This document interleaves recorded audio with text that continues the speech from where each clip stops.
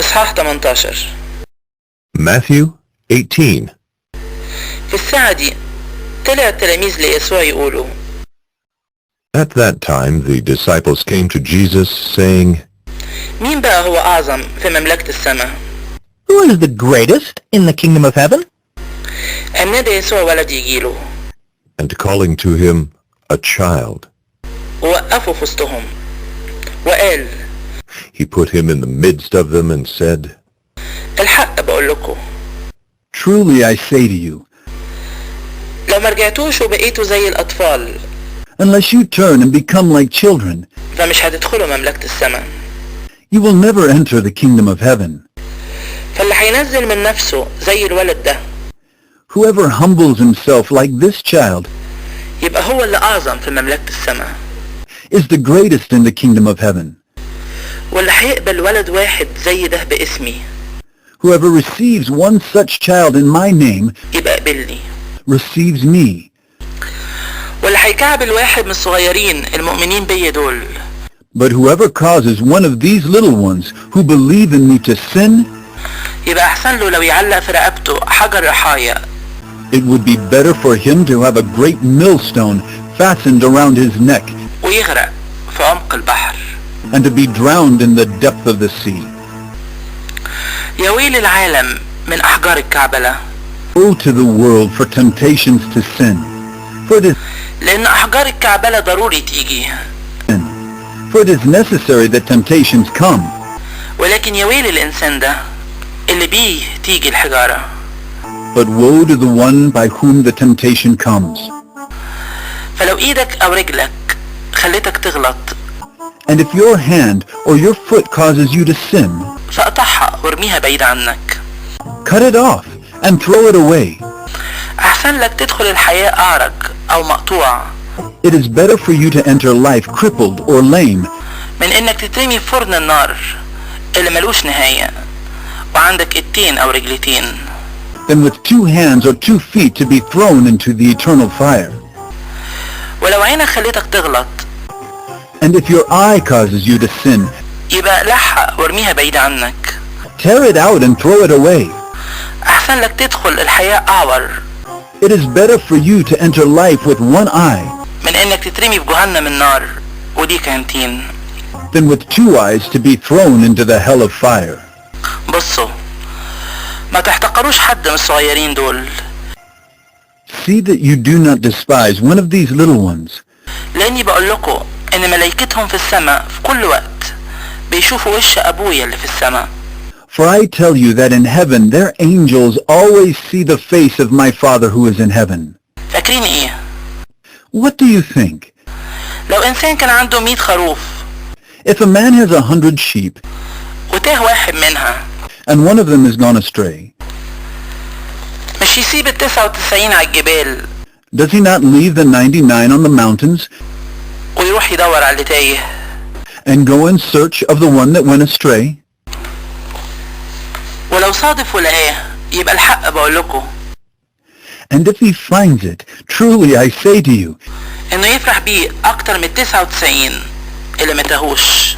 he rejoices over it more than over the 99 that never went astray. أو بالشكل ده ما هياش رغبة أبوكو اللي في السماء إن واحد من الصغيرين دول يضيع.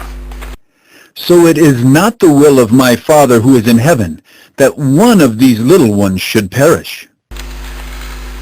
ولو غلط فيك أخوك ابقى روح وعاتبه بينك وبينه لوحدكوا. If your brother sins against you, go and tell him his fault between you and him alone. فلو سمع منك تبقى كسبت أخوك. If he listens to you, you have gained your brother. ولو ما سمعش ابقى خد معاك كمان واحد أو 2 But if he does not listen, take 1 or 2 others along with you, عشان تبقى كل كلمة على بق 2 شهود أو 3. that every charge may be established by the evidence of 2 or 3 witnesses. ولو ما سمعش منهم يبقى قول للكنيسة. If he refuses to listen to them, tell it to the church. ولو ما سمعش من الكنيسة And if he refuses to listen even to the church, يبقى يكون عندك زي اللي بيعبد الأصنام واللي بيجمع الضرايب. Let him be to you as a Gentile and a tax collector. الحق بقول لكم، Truly I say to you, كل اللي هتربطوه على الأرض هيبقى مربوط في السماء، whatever you bind on earth shall be bound in heaven, وكل اللي هتفكوه على الأرض هيبقى مفكوك في السماء. and whatever you loose on earth shall be loosed in heaven.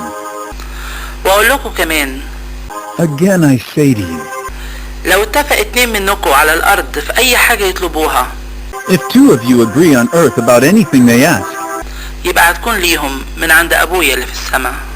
it will be done for them by my Father in heaven. لأنه مكان ما يجمع 2 أو 3 باسمي، For where 2 or 3 are gathered in my name, فهناك أبقى في وسطهم. there am I among them.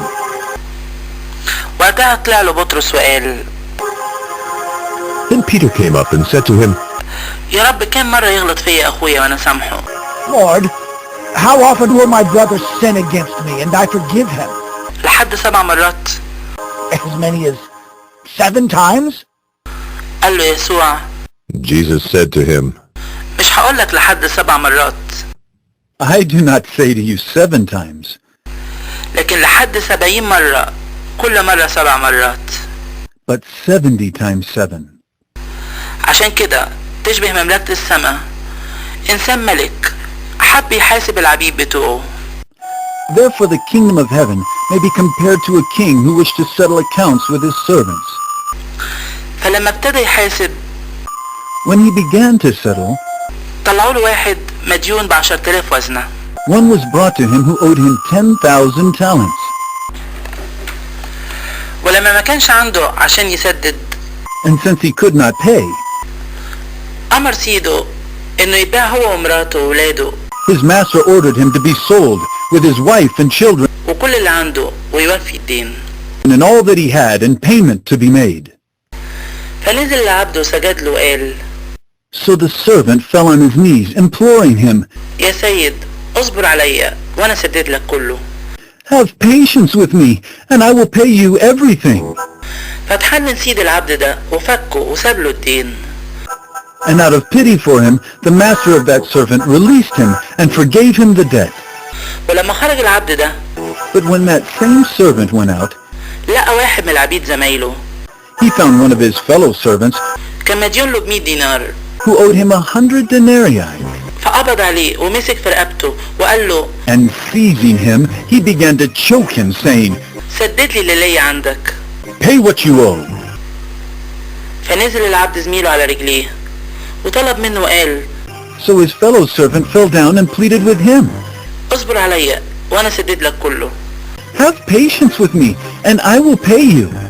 فما حبش، He refused, لكن راح ورماه في السجن and went and put him in prison لحد ما يسدد الدين. until he should pay the debt. فلما شاف العبيد زمايله اللي حصل، When his fellow servants saw what had taken place, زعلوا قوي they were greatly distressed, وجم وحكوا لسيدهم كل اللي حصل. and they went and reported to their master all that had taken place. فناداه ساعتها سيده وقال له: Then his master summoned him and said to him, يا عبد يا شرير، You wicked servant, كل الدين ده سبتهولك عشان طلبت مني. I forgave you all that debt because you pleaded with me. يبقى مش كان مفروض انك انت كمان ترحم العبد زميلك زي ما رحمتك انا؟ And should not you have had mercy on your fellow servant as I had mercy on you? واتضايق سيده وسلمه للي يعذبوه And in anger his master delivered him to the jailers لحد ما يسدد كل اللي كان له عنده. until he should pay all his debt. وهو كده ابويا اللي في السماء هيعمل فيكو.